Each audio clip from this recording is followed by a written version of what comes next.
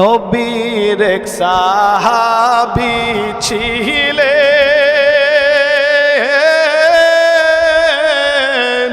হানজালা নামেতে,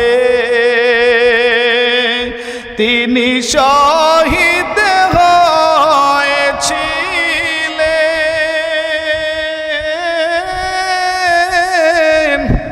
বিবাহের রাত্রিতে রে গিয়ে জঙ্গে ওহুদে।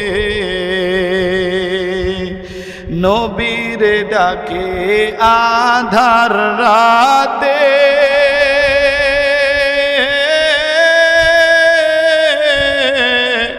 কহেন বিবির তরে,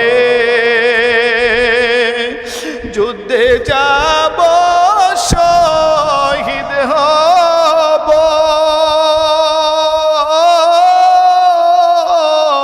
বিদায় দেওয়া মারে রে গিয়ে জঙ্গে ওহুদে। হাত তোলে স্ত্রী বলে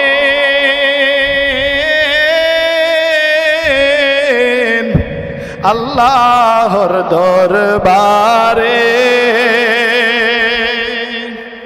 বিয়ের রাতে নবস্বামী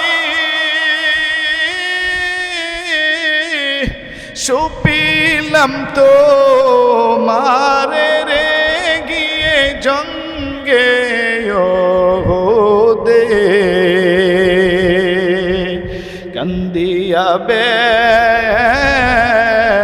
কলো রে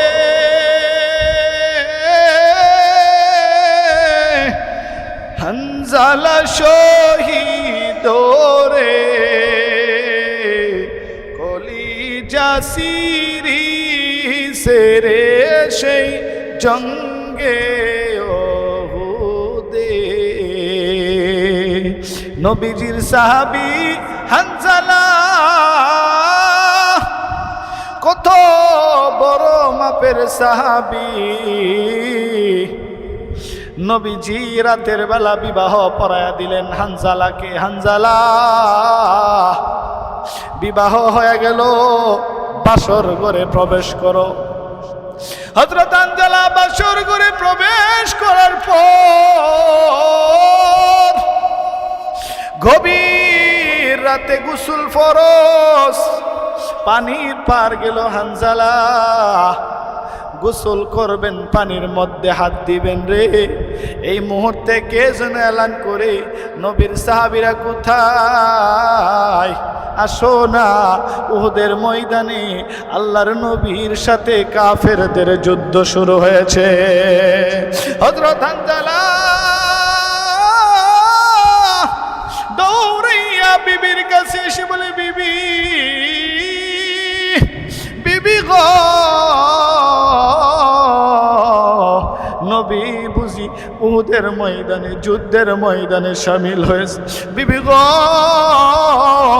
আমি যদি গোসল করি গো, তোমার কাছে থাকি গো, হাসরের ময়দানে আমি আশেকে রাসূলের কাঠ করাই, আশেকে রাসূলের দলে শামিল হতে পারবো না। হযরত হানজালা দৌড়াইয়া ওই গামছা লঙ্গি ফালাইয়া বিবিরে বলে, বিবি রে আমি গেলাম রে, আমি গেলাম হাসরের ময়দানে, আবার আমার আল্লাহর হুকুমে তোমার সাথে আমার মোলাকাত হয়ে যাবে।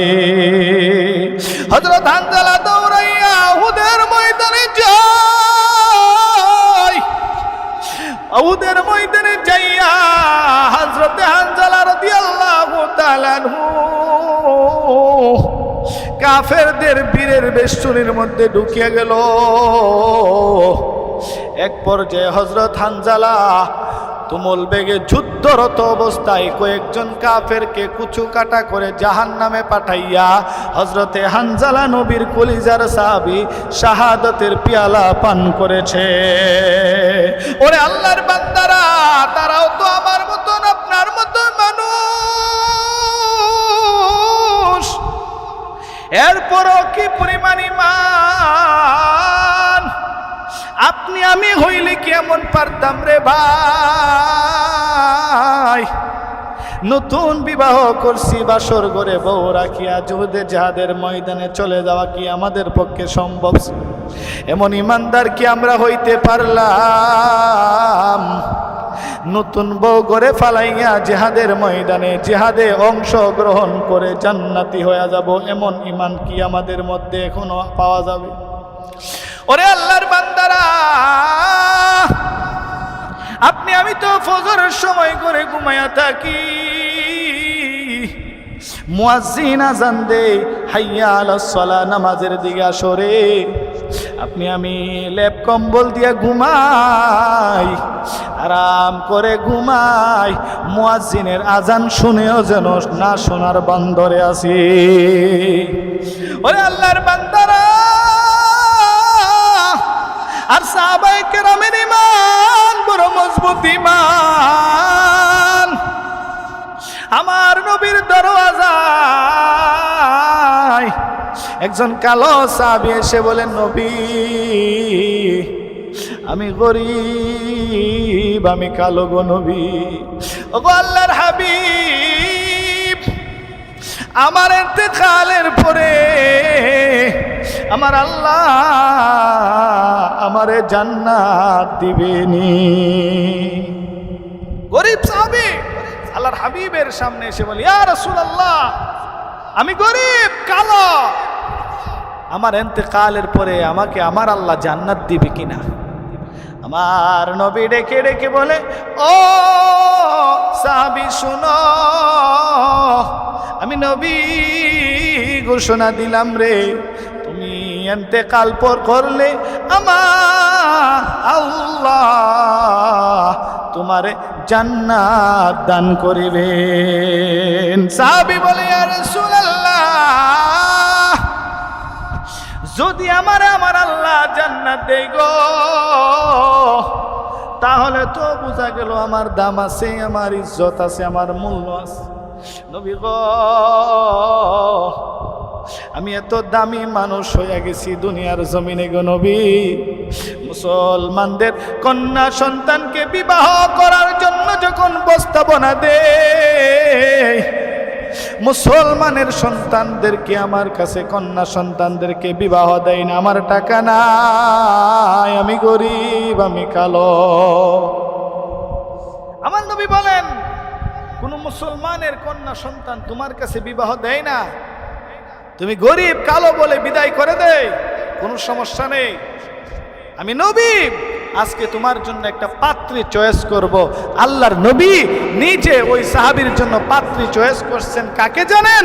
মদিনার সবচেয়ে শিল্পপতি সাহাবী, যার ধন সম্পদ মদিনার সবচেয়ে সম্পদওয়ালা সাহাবী, সবচেয়ে ধনী সাহাবী, মদিনার সবচেয়ে বড় লোক সাহাবী, ধন সম্পদে ভরপুর একজন সাহাবী, হযরত আব্দুর রহমান সাখাফী রাদিয়াল্লাহু তাআলা আনহুর একমাত্র কন্যা, যার লকব হইল হুরে মদিনা, মদিনার হুরপুরি, যার জন্য বিভিন্ন শাহজাদারা, বিভিন্ন এমপি মন্ত্রীরা, বিভিন্ন ধনী মানুষেরা সিরিয়াল ধরে থাকে তাকে বিবাহ করার জন্য।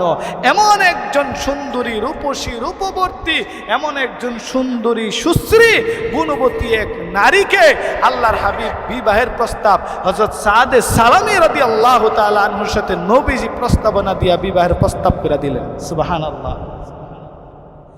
এবার আমার নবী বলেন, রে সাহাবী,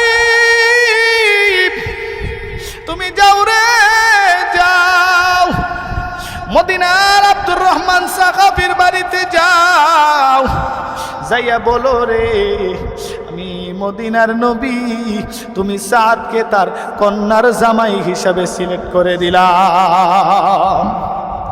সাহাবী আবার কাগজ লইয়া ওই মদিনার সাহাবী আব্দুর রহমানের বাড়িতে গিয়ে হাজির। দারোয়ান আটকা দিল আর বলল, কে তুমি, তোমার পরিচয় কি, তুমি কোথায় যাবে, কার কাছে যাবে রে? সাহাবী বলে, আমার রাস্তা ছেড়ে দাও, আমি আব্দুর রহমান সাহাবীর সাথে সাক্ষাৎ করিব। এবার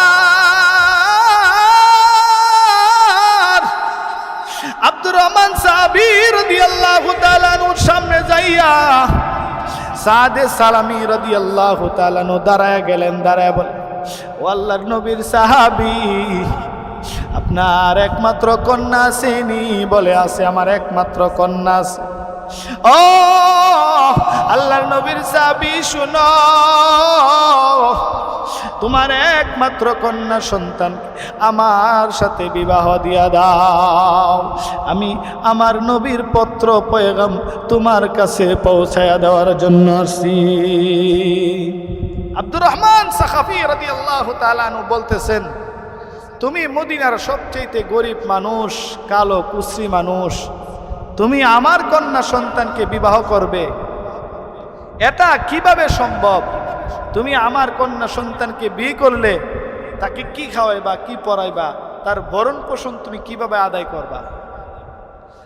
না না, আমি তোমার কাছে আমার কন্যা সন্তান বিবাহ দিব না, চলে যাও। এবার সাহাবী চলে যায়, যাওয়ার সময় বলে, গো ও আল্লাহর নবীর সাহাবী, তুমি তোমার কন্যা সন্তানকে বিবাহ দাও আর না দাও, আমার রহমতের নবী বলেছে আমি জান্নাতি, আমার ইন্তেকালের পরে আমার জন্য জান্নাতের হুরপুরীরা অপেক্ষায় আছে। আল্লাহু আকবার কাবীরা। সাহাবী এই কথা বলে যখন চলে যাচ্ছে, ইন্তিনিন টাইমে সাহাবীর কন্যা হযরত আব্দুর রহমান সাখাফির কন্যা পর্দার আড়াল থেকে এই যুবকের কথাগুলো শ্রবণ করছে।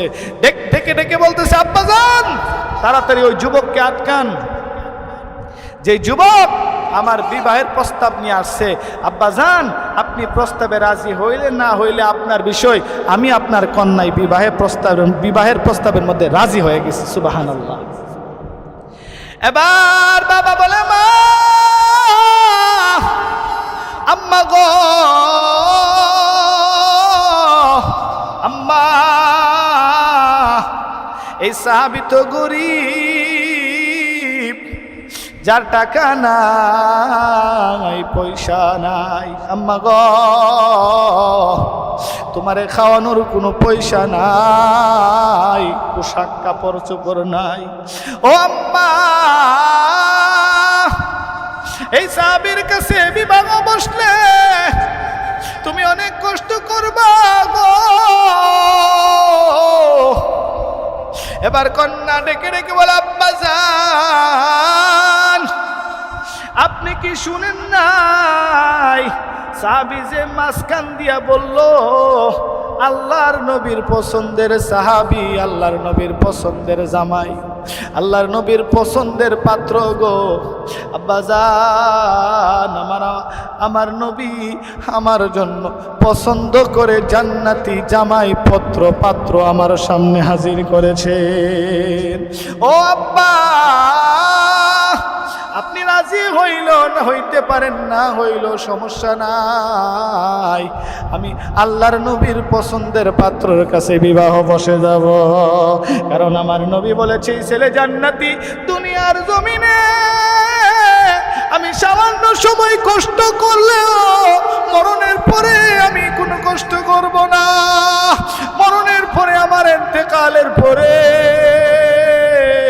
আল্লাহর নবী বলেন হাসরের ময়দানে স্বামী আর স্ত্রী একসাথে আল্লাহর দরওয়াজায় দাঁড়ায়া যাবে গো। আমার নবী যেহেতু এই যুবককে বলেছেন জান্নাতি, অতএব জান্নাতি যুবকের হাত ধরে, জান্নাতি স্বামীর হাত ধরে হাসরের ময়দানে আমি আল্লাহ রব্বুল আলামিনের দরওয়াজায় হাজির হয়ে যাব। হে আমার আব্বা, যদি আপনি রাজি না হন, আল্লাহর রাসূলের পছন্দের পাত্রের বিবাহের প্রস্তাবনা যদি আপনি প্রত্যাখ্যান করেন, আল্লাহ সন্তুষ্ট হয়ে যাবে, রাসূলও সন্তুষ্ট হয়ে যাবে, কোরআনের আয়াত নাজিল হয়ে যাবে। অতএব আপনি দৌড়ে যান, ওই সাহাবীকে আটকান, বলেন আমি বিবাহের মধ্যে রাজি আছি। সুবহানাল্লাহ। এবার আব্দুর রহমান সাকাফি দৌড়ায় ওই সাহাবী সাদে সালামি সাদ সালামি রাদিয়াল্লাহু তাআলা আনহুর পিছনে পিছনে দৌড়ায়, গিয়া বলে, ও আল্লাহর নবীর সাহাবী, আমিও রাজি, আমার মেয়েও রাজি। এবার আল্লাহর নবীর লম্বা ইতিহাস, আল্লাহর নবীর সামনে যখন দুজন হাজির হয়ে গেল, আল্লাহর নবী দুজনকে বিবাহ পড়ায় দিলেন। বিবাহ পড়ানোর পর এবার আল্লাহর নবী বলেন, সাদ রে, বড় দামি জায়গায় বিবাহ করছো রে, বড় দামি সুন্দরী এক সুশ্রী কন্যাকে তুমি বিবাহ করলা রে। ও সাদে সালামি, মহারানা তুমি কি দিবা বলো? সাদে সালামি বলেন, ইয়া রাসূলুল্লাহ, ইয়া হাবিবাল্লাহ, আল্লাহর নবী, আমি মহারানা দিব দূরের কথা, আমার পকেটে যে 1 টাকাও নাই। ইয়া রাসূলুল্লাহ, মহারানা কি দিব? আমার সাথে কোনো টাকাই নাই, আমি মহারানা কিভাবে আদায় করব? আল্লাহর নবী বলেন, রে সাহাবী, মহারানা যদি না দাও তাহলে তো শ্বশুর বাড়িতে তুমি ইজ্জত পাইবা না, তুমি নিজের কাছে নিজের শর্মিন্দা মনে করবা। মহারানাটা আদায় করে দাও রে, কোনো সিস্টেমে হালাল ভাবে দেখো পারো কিনা। সাহাবী বলেন, ইয়া রাসূলুল্লাহ, আমার পরনে যা আছে তাই, আমার আর কোনো সম্পদ নাই গো নবী। আমার নবী একটা পাত্রের মধ্যে সুন্দর করে আমার নবী লিখে দিলেন, সাহাবী যাও, আমার আলীর কাছে যায়া বলো, আমি নবী পাঠাইছি তোমারে সহযোগিতা করার জন্য। হযরত আলী রাদিয়াল্লাহু তাআলা আনহু গরিব মানুষ, একেবারে গরিব, তিনিও গরিব মানুষ। এমনও সময় যায় 3 দিন 4 দিন তিনার ঘরের চুলায়ও আগুন ধরে না, কিন্তু আল্লাহর নবী পাঠাইছেন হযরত আলী রাদিয়াল্লাহু তাআলা আনহুর কাছে, কারণ নবীজি জানেন আমার মেয়ের জামাতা আলী দানের ব্যাপারে কতটুকু সচেতন। সুবহানাল্লাহ, আমার মেয়ের জামাতা আলী দানের ব্যাপারে খুব উৎসাহিত, খুব আগ্রহিত। আমার মেয়ের জামাতা আলী দান করার ব্যাপারে খুবই আনন্দিত। সুবহানাল্লাহ। অতএব আল্লাহর নবী হযরত আলীর কাছে সাদে সালামিকে পাঠাইছেন। হযরত সাদে সালামি হযরত আলী রাদিয়াল্লাহু তাআলা আনহুর কাছে যখন যাইলেন, যায় বলতেছে, হে আল্লাহর নবীর সাহাবী আলী রাদিয়াল্লাহু তাআলা আনহু, আল্লাহর নবী আমাকে আপনার কাছে পাঠাইছেন, আমি নতুন বিবাহ করব, মহারানা আদায় করার কোনো সুযোগ নাই, অতএব আপনি আমার কিছু সহযোগিতা করেন, আমি যেন কিছু মহারানা আদায় করতে পারি। হযরত আলী গরিব মানুষ, কিন্তু ইমানে বনামল কঠিন। আলী রাদিয়াল্লাহু আনহুর, হযরত আলী সম্পর্কে আমার নবী বলেন, আনা মাদিনাতুল ইলমি ওয়া আলিয়ুন বাবুহা। মদিনার নবী বলেন, আমি হইলাম ইলমের শহর, আর এই শহরের দরওয়াজাটা হইল আমার আলী। হযরত আলী রাদিয়াল্লাহু তাআলা এত বড় ঈমানওয়ালা সাহাবী, যুদ্ধের ময়দানে যুদ্ধ করতেছেন হযরত আলী। এক পর্যায়ে কাফেরকে যখন নিচে ফালাইয়া দিলেন, তলোয়ার বের করলেন, কাফের গলার মধ্যে তলোয়ার চালাবেন। এটা নিন টাইম, এমনি সময় তাকায়া দেখলো ওই কাফের নিচে পড়িয়া হযরত আলী রাদিয়াল্লাহু তাআলা আনহুর চেহারা দিকে একটা থুতু নিক্ষেপ করলো। আপনি আমি হইলে কি করতাম রে? যদি এমন সময় থুতু নিক্ষেপ করতো, রাগে একেবারে তারে শেষ করে ফেলতাম, এমনি তো তারে শেষ করতাম, আরো কঠিনভাবে শেষ করতাম। কিন্তু হযরত আলী রাদিয়াল্লাহু তাআলা আনহু এমন বড় সাহাবী, হযরত আলী ওই সাহাবীকে, ওই কাফেরকে ছেড়ে দিল। ওই কাফের দ্বারা বলে, আলী রে, আমারে কেন মারলা না? হযরত আলী বলেন, তোমার সাথে আমার ব্যক্তিগত কোনো দ্বন্দ্ব নাই, তোমার সাথে আমার সাংসারিক কোনো দ্বন্দ্ব নাই, তোমার সাথে আমার পারিবারিক কোনো দ্বন্দ্ব নাই, তোমার সাথে আমার কোনো জায়গা জমিনিয়া দ্বন্দ্ব নাই রে, তোমার সাথে আমার দ্বন্দ্ব আল্লাহ আল্লাহর রাসূলকে নিয়া। এ কাফের শুনিয়া নাও, আল্লাহ আল্লাহর রাসূল তোমারে পছন্দ করে না, আমি আলীও তোমারে পছন্দ করি না। ময়দানে আসছি যুদ্ধ করার জন্য রে, তোর সাথে যা করছি আল্লাহ আল্লাহর রাসূলের খুশি করার জন্য রে, তোর নিচে ফালাইছি আল্লাহ আল্লাহর রাসূলের জন্য, তোর গলায় ছুরি লাগাবো এখন আল্লাহ আল্লাহর রাসূলের জন্য রে কাফের। যা কিছু করছি সব আল্লাহ আল্লাহ রাসূলের জন্য করছি রে। ওরে কাফের, তলোয়ার যখন তোর গলার মধ্যে লাগাইয়া দিব রে, যখন তুই আমারে থুথু মারলি রে, তখন আমার শরীরের মধ্যে রাগ এসে গেল রে। এখন আমি যদি রাগ লইয়া তোরে জবাই করে ফেলি, আল্লাহ আল্লাহর রাসূলের জন্য জবাই হবে না, বরং আমি আলী রাগের মাথায় তোরে হত্যা করব, আল্লাহর দরওয়াজায় কি জবাব দিয়া দিব। এটা ছিল সাহাবায়ে কেরামের চিন্তাধারা, কত কঠিন ঊর্ধ্ব লেভেলের চিন্তাধারা। হযরত আলী কাররামাল্লাহু ওয়াজহা রাদিয়াল্লাহু তাআলা আনহু কি পরিমাণ চিন্তাধারা ছিল সাহাবায়ে কেরামের দিলের মধ্যে। আল্লাহু আকবার কবির। হযরত আলী রাদিয়াল্লাহু তাআলা আনহু কাফেরকে সারিয়া দিলেন। এবার কাফের বলেন, আলী এত সুন্দর আদর্শ যেই ধর্মের মধ্যে রে, যেই নবীর মধ্যে রে, আমারে ওই নবীর কাছে লইয়া যাও, আমি কালেমা পড়ে মুসলমান হইয়া যাব। সুবহানাল্লাহ। এজন্য ইসলাম আপনাকে আসছে শিখানোর জন্য, ইসলাম আসছে আপনাকে আদর্শ মানুষ হিসেবে রূপান্তরিত করার জন্য। আজকে পৃথিবীর মধ্যে ইসলাম বাদ দিয়ে যদি ইসলামকে মাইনাস করে আপনি শান্তি তালাশ করেন, বুকার স্বর্গে বসবাস করেন, শান্তি কোথাও নাই। একমাত্র শুধুমাত্র কেবলমাত্র আল্লাহ সুখ শান্তি সফলতা রাখছেন ইসলামের মধ্যে, দ্বীনের মধ্যে, আল্লাহর হুকুমের মধ্যে, রাসূলের তরিকার মধ্যে। এছাড়া বিকল্প কোনো জায়গার মধ্যে সুখ শান্তি সফলতা কামিয়াবি কোথাও নাই। সাহাবায়ে কেরাম এই বিষয়টা তিনারা খেয়াল করছিলেন যে তিনাদের পরনে ভালো পোশাক ছিল না, পেটে ভালো খাবার ছিল না, উচ্চ বংশীয় কোনো মর্যাদা সম্পন্ন ব্যক্তি ছিলেন না, পকেটে টাকা ছিল না, মক্কার কোনো শক্তিধর কোনো গোষ্ঠীর কেউ ছিলেন না, মক্কার লাঠিয়াল বাহিনী ছিলেন না, সবচেয়ে দরিদ্র মানুষ ছিলেন। এমন অসহায় অবস্থার মধ্যে সাহাবায়ে কেরামের ঈমান কত মজবুত ঈমান ছিল। আল্লাহ আল্লাহর রাসূলের বেলায় সাহাবায়ে কেরাম দুনিয়ার সবকিছু তাদের কাছে তুচ্ছ মনে হয়েছে। সুবহানাল্লাহ। বাড়ি ঘর টাকা পয়সা অর্থ সম্পদ সব তুচ্ছ, তুচ্ছ ছাড়া কিছুই না। নবীর সাহাবী হযরত বশীর রাদিয়াল্লাহু তাআলা আনহু, তিনার আব্বা হইল হযরত উকবা রাদিয়াল্লাহু তাআলা আনহু। 7 বছরের একটা বাচ্চা, বাবা তার সন্তানকে রেখে জিহাদের ময়দানে শরীক হয়ে গেলেন। এক পর্যায়ে তিনিও শাহাদাতের পিয়ালা পান করলেন। সুবহানাল্লাহ। সন্তান বসে আছে বাবার জন্য, বাবা কোন সময় আসবে, বাবা আসলে বাবার হাত ধরে ধরে বাড়িতে যাবে রে।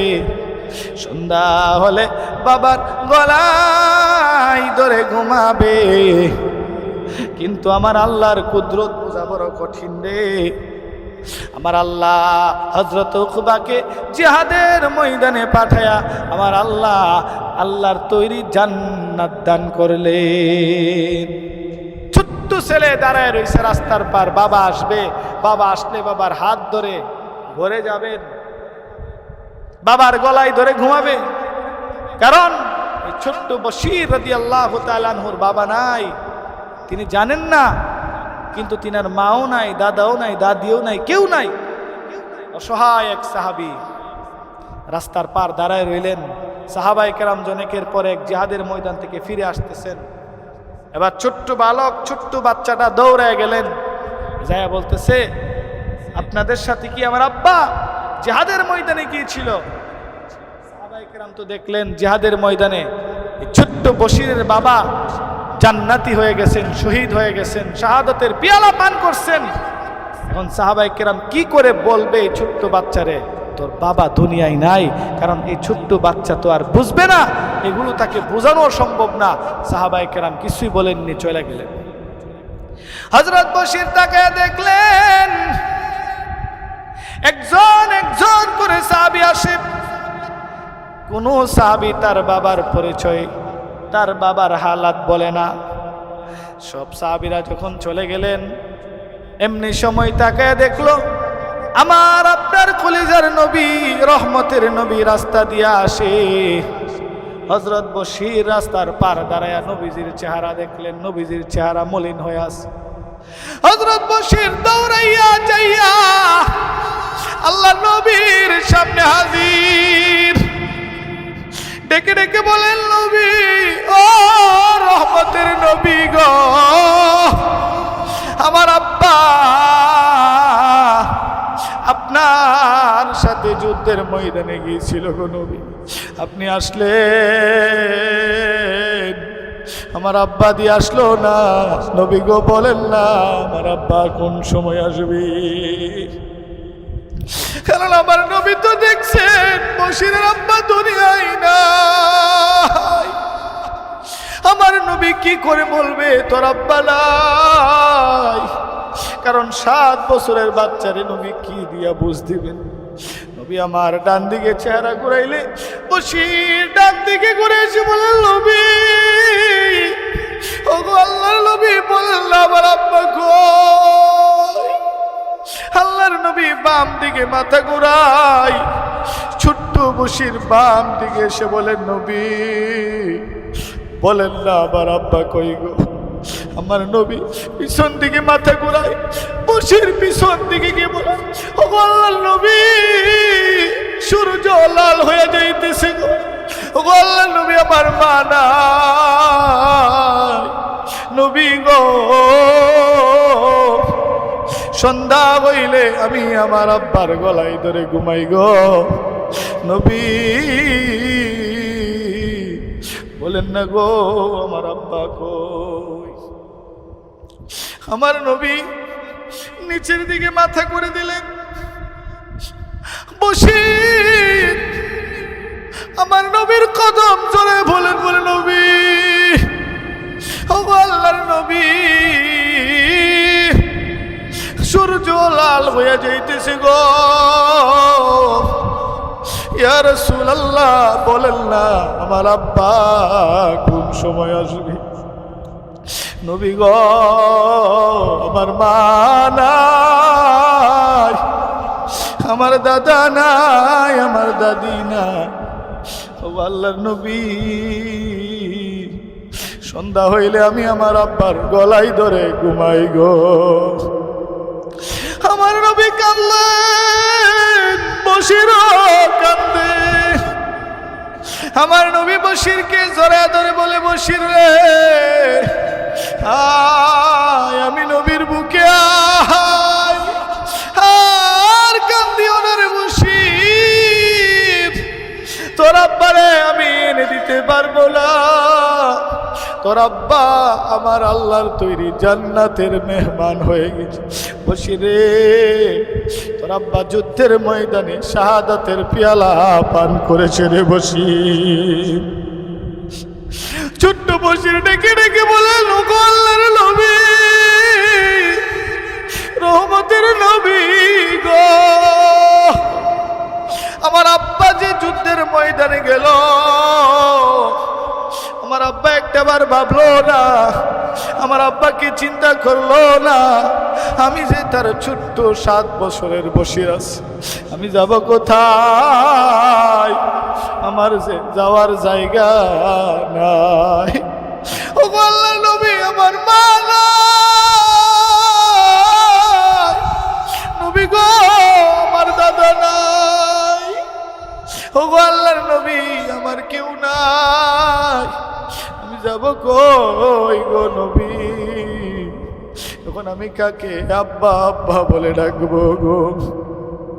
আমার নবীও কান্দে, বশির কি জোরে বলে, বশির রে, আর কান্দিস না রে, আমি নবী ঘোষণা করে দিলাম রে, বাকি জিন্দেগি তুই বশির, আমি নবী মুহাম্মদুর রাসূলুল্লাহ রে আব্বা বলে ডাকবি।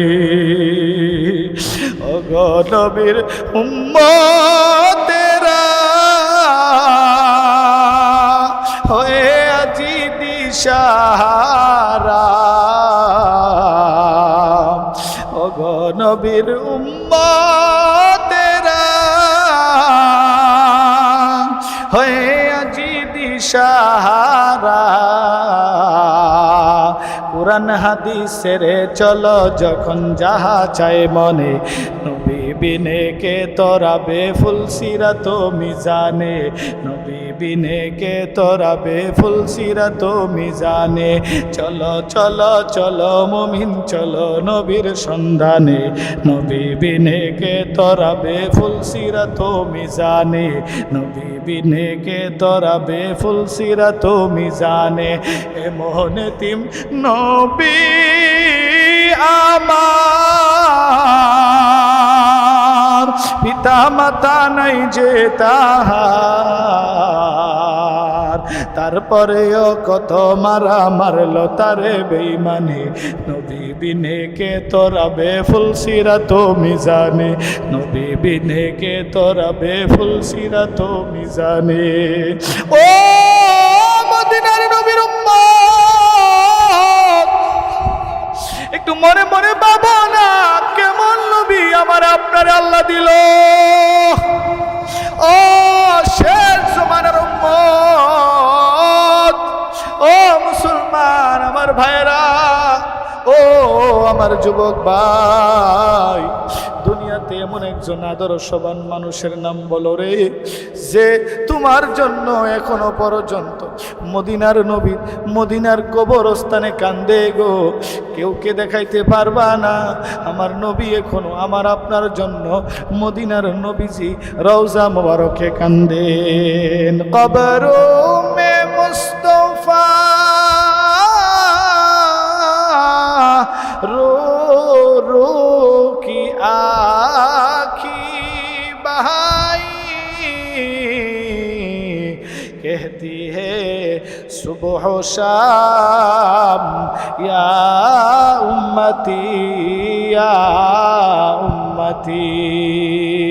আমার আল্লাহ আমার নবী সম্পর্কে বলেছেন, ও নবী আপনাকে আমি আল্লাহ তামাম দুনিয়ার মানুষের জন্য রোল মডেল স্বরূপ পাঠাইছি। তামাম দুনিয়ার মানুষ আপনাকে, তামাম দুনিয়ার মানুষ আপনাকে, আপনার আদর্শ দেখে তামাম দুনিয়ার মানুষ আদর্শিত হয়ে যাবে। আল্লাহর নবী রহমতের নবীকে আমার আল্লাহ এত সম্মান দান করলেন, এত ইজ্জত দান করলেন, এত সম্মান এত ইজ্জত আমার আল্লাহ অন্য কোন নবী রাসূলকে দেননি। আল্লাহর হাবিবকে আল্লাহ তাআলা এই পরিমাণ সম্মান ইজ্জতের মাকামের অধিকারী বানায় দিয়েছে। অতএব আসুন নবীর সাহাবায়ে কেরাম থেকে আদর্শ শিখে নিজের জীবনকে সাজায়। হযরত সাদে সালামী রাদিয়াল্লাহু তাআলা আনহু, গরিব মানুষ, কালো মানুষ, নবীর কাছে আসছেন বিবাহের প্রস্তাব নিয়ে। আল্লাহর নবী মদিনার সবচাইতে ধনী সবচাইতে শিল্পবতী এক সাহাবীর একমাত্র কন্যা সুন্দরী হৌরে মদিনা যার লকব, তার সাথে নবীর বিবাহের প্রস্তাবনা দিয়া বিবাহ পড়াই দিয়েছে। সাহাবী আবার বিবাহ করে মহরানা আদায় করলেন নবীর আরেকজন সাহাবী হযরত আলী রাদিয়াল্লাহু তাআলা আনহুর সহযোগিতায়। আল্লাহর নবী আরেকজন সাহাবীর কাছে পাঠাইছেন, হযরত আব্দুর রহমান ইবনে আউফ রাদিয়াল্লাহু তাআলা আনহু, তিনার কাছেও পাঠাইছেন। এবার সাহাবায়ে কেরাম, সাহাবী বিবাহ যখন সম্পূর্ণ হয়ে গেল, যখন তিনি এবার বাসর ঘরে ঢুকবেন, সবাই বলা বলি করতেছে আল্লাহর নবীর সাহাবী হযরত সাদ রাদিয়াল্লাহু তাআলা আনহু, ও সাদ, ভালো জায়গায় বিবাহ করছো, সবচেয়ে দামি জায়গায়, সুতরাং বিবাহ যেহেতু করছো বাসর ঘরে ঢুকার পূর্বে তোমার বউয়ের জন্য তো কিছু বাজারপত্র করা দরকার। এবার নবীর সাহাবী হযরত সাদ রাদিয়াল্লাহু তাআলা আনহু নতুন বিবাহের জন্য বিভিন্ন রকমের বাজার সদাই কেনার জন্য, শাড়ি কাপড় কেনার জন্য যখন তিনি বাজারে গেলেন, যাওয়ার পরে শুনতেছে কে যেন এলান করতেছে, কে তোমরা, কে কোথায় আসো? আল্লাহ নবীর সাথে তো উহুদের ময়দানে কাফেরদের যুদ্ধ শুরু হয়ে গেছে। সুবহানাল্লাহ। এবার আমার নবীর সাহাবী দৌড়াইয়া বাড়ির মধ্যে আসলেন। বাড়ির মধ্যে সে নতুন বিবিকে বলে, বিবি গো, আমাকে একটু দেখো না, দেখো না, আসরের ময়দানে আবার তোমার সাথে আমার সাথে আবার দেখা হয়ে যাবে গো, দুনিয়ার জমিনে আর কোনোদিন দেখা হবে না। ওই সাহাবী এবার বাজারে যাইয়া তলোয়ার কিনলেন, গুড়া কিনলেন, চাদর কিনলেন, শরীরকে মুড়ায় ফেললেন, যুদ্ধের ময়দানে অংশগ্রহণ করলেন, শরীরকে ডেকে কাফেরদের ময়দানে। হঠাৎ করে সাহাবী যখন কাফেরদের আক্রমণে জমিনে পড়ে গেল, আল্লাহর নবী সাহাবায়ে কেরামদেরকে নির্দেশ দিলেন সাহাবীকে নিয়ে আসার জন্য। আল্লাহর নবী তাকায় দেখলেন আমার সাদে সালামি, যাকে কিছুক্ষণ পূর্বে আমি নবী বিবাহ পড়ায়া দিয়েছিলাম। আরে সাদ, কিভাবে এখানে চলে আসলা? আমি তো তোমাকে বিবাহ পড়াই দিচ্ছি। এ সাদ, তুমি এখানে কিভাবে আসলা? নিজেকে ঢেকে রাখলা কেন? বলে ইয়া রাসূলুল্লাহ, যদি নিজেকে প্রকাশ করে আপনার সামনে আসি, আপনি তো আমার ফাড়াইতেন না যুদ্ধের ময়দানও, কারণ আপনি বলবেন বিবাহ করছো, নতুন বউর সাথে থাকো। এই জন্য আমি যুদ্ধের ময়দানে যাই, নিজেকে আড়াল করে হাজির হয়েছি ইয়া রাসূলুল্লাহ, নিজের পরিচয় আপনার কাছে দেইনি। ইয়া রাসূলুল্লাহ, হাসরের ময়দানে শাহাদাতের পেয়ালা পান করে হাসরের ময়দানে আল্লাহর তৈরি জান্নাতে ঢোকার আশায় আমি আজকে যুদ্ধের ময়দানে হাজির হয়েছি। আল্লাহর নবী বলেন, ও সাদে সালামি, তুমি কাঁদবা না, তুমি কাঁদবা না,